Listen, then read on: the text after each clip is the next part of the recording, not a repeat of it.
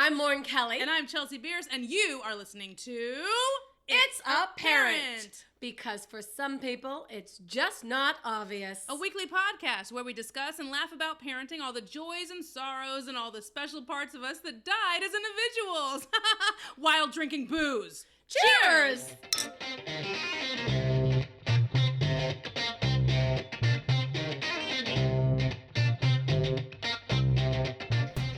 All right.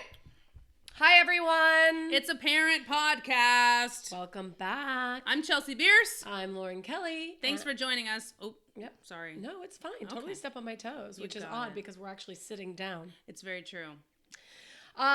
Today is a new day. The sun is shining. It's a beautiful day. It's a beautiful morning, except it's not because it's afternoon. Well, they don't have to know what time it is.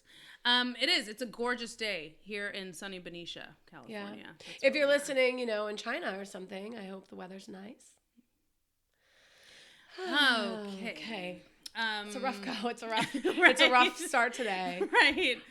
We cheers. just opened up our summer Shandy because it's spring, and we figure let's rush the year along. I don't know if you guys have ever had this. It's kind of a twist on lemonade and Budweiser mixed. Is that what it is? Don't you think? It's kind of Hefeweizen-y. Yeah, but without the orange. Yeah. Yeah. But with a lot of lemon. Yeah, I mean, it's not bad at all. It's just, it's very acquired taste. Or I feel like it's something you can have after you've had everything else, and then you start to feel like, Oh, yeah. Yeah, Like I'll have one of those. you switch to like alcoholic water. Like Yeah. that's what a lot of people do, Like I start with full on whiskey. Yeah. Give me whiskey Right. any time of the day. Well, that sounds And good. then when the bottle's like gone, Right, you're like, it's like, what do I have left? Summer Shandy. I check guess, and check. I guess I'll open a bottle of that, I do that, but I do that with wine. And then I feel guilty. So then I end up drinking a whole bottle of wine because I don't want to waste it. Oh, I see. Okay, so like on a day like today when it's sunny out and it's beautiful, does that influence what kind of wine you drink? Like, Yeah, of course. Yeah, if it's warm, I do a white wine, a crisp, dry white wine like a Sauvignon Blanc. If it's cold and chilly, I'll do a red, a spicy red like a Zin. oh, look at you. I'm spicy. Oh man. Woo! Speaking of, so we have drinks in every one of these episodes because we're adults and we can do that. But also, we would love to promote any sort of local vineyards, distilleries, We're not breweries, local. You can send it to us. or not local. So, but we would love to promote your alcohol or your spirit, whatever you have. So, if you have one that you'd like to be promoted on our awesome podcast, shoot us an email at itsapparentpod@gmail.com. You know what, Chelsea? I wanted to talk to you about something very serious. Oh my gosh, it just took a turn. Well, you know that I have teenagers, and for those of you who don't, I'm a step-parent. Stepmother. Evil stepmother. Ah. But I'm not really. I'm really an awesome Yeah, step-parent. yeah, I'd have to say, if I was to have a step parent, I do have one, so I probably shouldn't say I do have a step parent. But I mean, if I could choose anyone but her, Thanks. 100%. Thanks a lot. It's you. I do have a really great connection with the boys. Yeah. And mainly I think that started from me respecting them and their opinions. And it took a while for them to get used to the fact that they actually have a voice and something to say. Yeah. I don't know if it's because before me, no one really asked their opinions or not. I'm not quite sure. Right, but to just intervene here real quick, I think it takes a lot for kids to get used to the idea of welcoming somebody else into their family so late in life. Perhaps. Do you know what I mean? Oh, absolutely. I was 18 years old when my parents split up. That's and so it's like, I thought I was one of the lucky ones with the parents together. I was like, oh man, you guys have to go to 2 Christmases? That's crazy. And da-da-da-da-da. That would be awesome, by the way. Well, see, I didn't Unless you're realize... Jewish. I didn't realize that. And so when my parents split up at 18, it was really confusing for me, you know? Well, and you so, had an established thing going. Right. And so when my dad remarried, it took a long time for me to welcome her with open arms because I was still personally hurt by my parents splitting up because I could see the hurt in my mom. Yeah. You know what I mean? Yeah, absolutely. And so it took me a long time to like welcome her in. I mean, I love her to pieces and I'm so glad she's a part of our family, but it took a little bit of a journey to welcome her in. And I think with teenage boys especially, communication can be really hard. So for you being an outsider, I'm sorry if that's a terrible term, but I like for you being an outsider and then coming in. Catch me outside. That's good. What a very topical joke you did. I'm on fire. So I don't know. That's kind of, my thing. Well, we started with that. We started with, we dated long distance and we saw each other when he didn't have the boys. Right. He'd come down and visit. And then we did long distance for 9 months. And then I came up and I met them. That's really hard. And once I met them, we just had a very casual, we went and played mini golf and just enjoyed each other. And we did that for a little while. But before I moved up, we sat the boys down at dinner and we said, this is our plan. And how does that make you guys feel? And both of them were open and said what they feel. And I'll never forget it. We did the same thing when we got married and, got engaged. How do you guys feel about me proposing to Lauren is what my husband said. And that's really good that he involved them in that decision as well. Everything. Me moving up, it was the same thing. It was, this is what's going to change. This is what's not going to change. That's if you great. want your dad one-on-one, that's the deal. I've also always said since the beginning, I am Lauren. I've never made them call me mom. That's not something I need for an ego boost. Your mom is your mom. I'm another person in your corner. And they know that.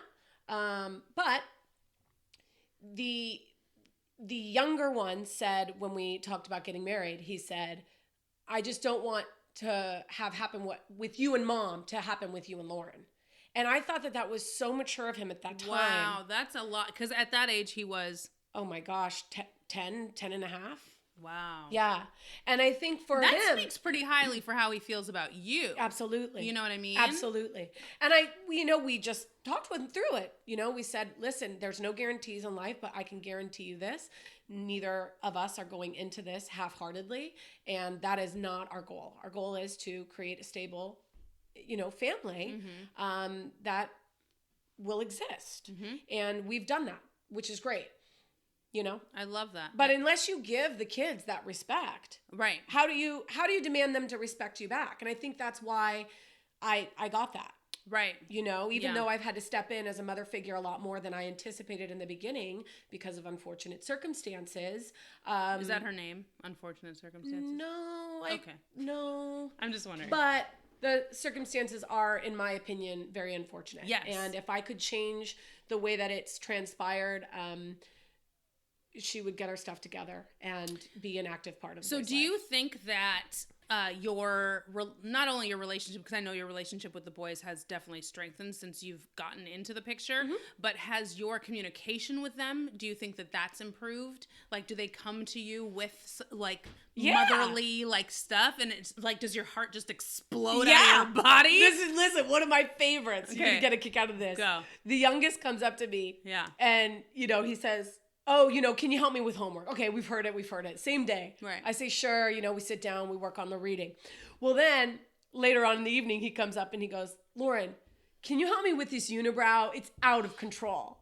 And I just got this, yes, I get to help him shave his unibrow. Like, how cool, Oh my God. And the fact that he trusted me with that is super sweet. Right. Right. I mean, you can't beat that. Well, you have good eyebrows. Thanks. So... I'm actually thinking of coming to you. That's actually why I'm doing this. I just pluck them forever.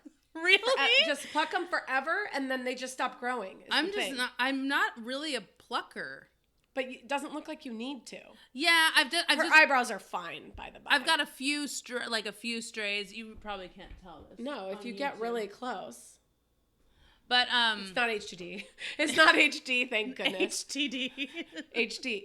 Not HTD. I thought you said HTD. No. She's not very technical. I may have. We'll have to listen back. I've made the mistake before. Right. Let's do a Twitter poll. What did Lauren say? Mm-hmm. I'm getting ahead Today. of myself. Like anyone follows us on Twitter. That's hilarious. But you're going to have that. You're going to have that stuff with Chance where he's going to come up and he's going to say like, Mom, do girls like cologne? Yeah. Oh, they asked you that? Yeah, they asked me that too. And I'm like, yeah, but just a little bit. Right. Like, don't go crazy. Yeah, just spray it. And I know right off the bat if my kids have used cologne because as soon as I get out of my car, I could smell it down the street. And I'm like, son of a gun. And it's like Abercrombie in the mall. Like, it's like in the pipes and like. Yeah. Like well, I almost said something incredibly racist. So I don't want to go there today. Not today. Maybe tomorrow. Right. I mean, we are only drinking 4%ers here. So seriously. It's not justified yet. That's on a Jack Daniels day. It's not justified. When we know you guys better, we'll throw in a lot more racism. That's right. Yeah, when you're not critical and judgmental of me every day, all day. So I will have that with Chance, and I look forward to that. Actually, because my son is 10 and a half, he's almost 11 months old now. So goes so fast, huh? You have absolutely no idea. And so now we're starting to plan his first birthday party. And it's what's the theme? Oh, it's a carnival. Aww. I know. It's going to be a carnival theme, so we're going to do like a big top cake. You know what I found is I found clown noses that are going to go in the goodie bags, so everyone can have a clown nose. I love it. Yeah. And we're going to decorate with streamers to make it look like a circus tent, and I'm going to make carnival games like on pallets and stuff and just put them around the house so that entertainment's just built in. When you show up, you can play games all that you want and just go crazy. You should have a movie center and you should play It. Oh, that's terrifying for a 1-year-old. Hey. Or you could play those YouTube videos of all the clowns just randomly smashing bloody things. God. Listen, I'm just saying people have irrational fears of clowns. I don't really get it, but my husband and my kids don't like clowns. We went to Six Flags. You know they have the haunted houses that you can go to. Yes, I worked at one in high school because I grew up in Benicia Vallejo. Oh, yeah. And so I worked, okay, check this out. Oh my God, I haven't told the story in so long. It was back before Marine World got bought out by Six Flags. Okay. So at this point it was still whales. Marine World Africa USA. Yeah, there's still lions and tigers and bears. Right. There were animals. And it wasn't like, now they call it like Fright Fest or something like that. Yeah, that's it. But before that, it was called Hollow Scream. Oh. Right, which is terrible. I'm glad they changed it. Which is terrible, right? Yeah. It's Halloween, but it's Hollow Scream, it was the worst name. Right. And they needed actors. And I was like, oh my God, I'm an actress. I totally got this, right? So I walk in. Okay, these are the auditions. I walk in, and it's an empty trailer, okay? Okay. You walk in one end of the trailer, and there's an X taped like on the floor, mark, right? Taped on the floor with a camera on a tripod facing you, dead in the face. And then beyond that, at the other end of the trailer, are 3 people sitting at a table looking at you. I mean, so it's pretty much like every single audition in the face of the planet. But I'm a 14-year-old girl, right, who's never been like on an audition like this in my life. Okay. And so every audition I've been on is like a high school, middle school audition, right? Right. So I walk in and I swear to God, I hand them like my picture, my resume, all this stuff. And they go, okay, Chelsea, awesome. Thanks for coming in. We're going to count to 3, and we'd like you to be as scary as you can. Ready? You're like, right. 1, 2, 3, and they go, go. And it was like 1 PM, like sunny, birds chirping, and I was like, ugh. So I start laughing to the point where tears are coming down my face, because I was like, this is the stupidest thing I've ever done in my life. And I ended up booking it. I had to dress up as a storybook character, and I was on the Happy Trail, where I handed out candy to little kids before it got dark. That's awful. That's just awful. So that's how scary I am as a person. Oh my God. Well, that was pre like zombie phase too. Right. I mean, this was pretty early on. There was no like Walking Dead. There was no, I mean, it's, like Thriller was still like the big one. Dun, dun, dun, dun, right. That was scary, Thriller. Thriller wasn't really that scary. At the end, the laugh. But it was the laugh and his eyes. Yeah, that was literally the only scary part. Otherwise it's just like, come on. These are zombies that are choreographed. Come on. Then, yeah. That's not scary to me. That's awesome. awesome. That's awesome. I mean, nowadays they like eat right. brains. If I could watch zombies literally dance down the street in perfect choreography, I'm sitting on the porch. Like, I'm just like, yeah, go, dad guy, you're awesome. I love scary movies and all that growing up. Me too. My kids love scary movies. It's my favorite genre. They like won't get up and go to the bathroom in the middle of the night, or they'll like leave the lights on. And I'm like, so you were scared. So you can't watch it if you're going to be scared. Right. I mean, but you can't point that out because then they're like, no, I wasn't. What are you talking about? Da-da-da-da-da. If you leave the light on at 16 years old, you scared. And I'll be the evil stepmom that points that out. But I also don't take them to watch scary movies. Is that a conscious effort? Like, is that a conscious decision that you make? Or it was before. I mean, now I think they're old enough for scary movies. I watched it, man, at one of my birthday parties. Yeah. Because it was not rated. So that's how I got away with it. But dude, early scary movies, I mean, the classics, they're not rated. Like Exorcist, I love that movie. The Shining, like these are classic scary movies. And if they came out now, I mean, the ratings would be like, please, I mean, you couldn't go at all. But then they were just like, it's suggested. 2 movies gave me nightmares. Go. Children of the Corn. Okay. Malachi. It's that damn name, Malachi. And Jurassic Park. I know, you're thinking Jurassic Park, why? Because it's dinosaurs? No. I used to have a reoccurring dream when I was really little that I was in school, kindergarten specifically, which is odd because I actually skipped kindergarten. Interesting lore and factoid, I skipped it altogether. How do you skip kindergarten? I moved from Chicago to California. And age-wise, because my birthday's in November, I skipped whatever. I was old enough to go into first grade, but then of course I wasn't smart enough for first grade, so I got held back in second.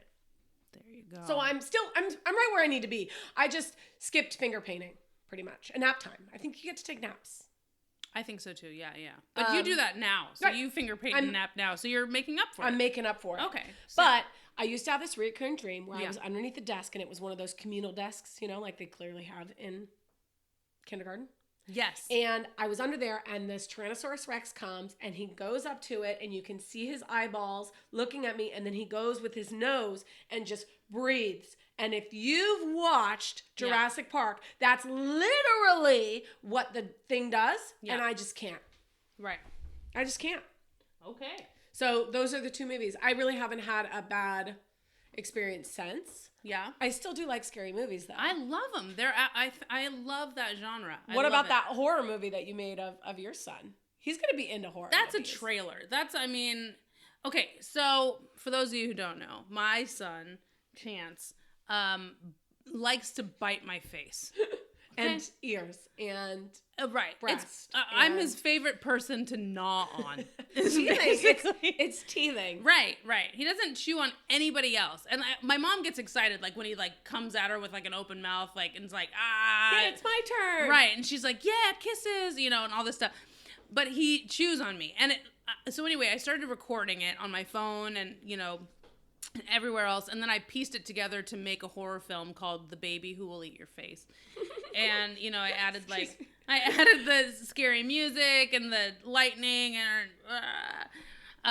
but anyway, yeah. If you want to see it, it's on our Facebook page.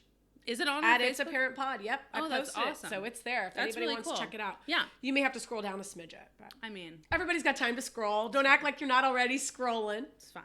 You see me scrolling. They waiting. God. You know what? I sing so much, and I feel like no one appreciates it. I feel like every episode you bust into song, and I never know when it's coming. That's the other thing. I used to be a karaoke DJ for 15 plus years. Okay? Yeah. I hosted karaoke in LA, in San Diego, in New York. Where else? Here? Yep. Where are we? The Bay Area? And I never know when you're going to bust into a song. Keeping you on your toes. Chels. Oh, I thought you were going to go into one there, see? I know. See, that's how I keep it sharp. Oh, you totally tricked me. That's how I keep it sharp. No, I think I grew up listening to so much music. That was my outlet growing up. Yeah? It's made me a better person today, I think. Okay. Yeah. Okay. I sing through life. Well, I mean, whatever gets you through it, right? Yep. So we're actually going to introduce a new segment on our show.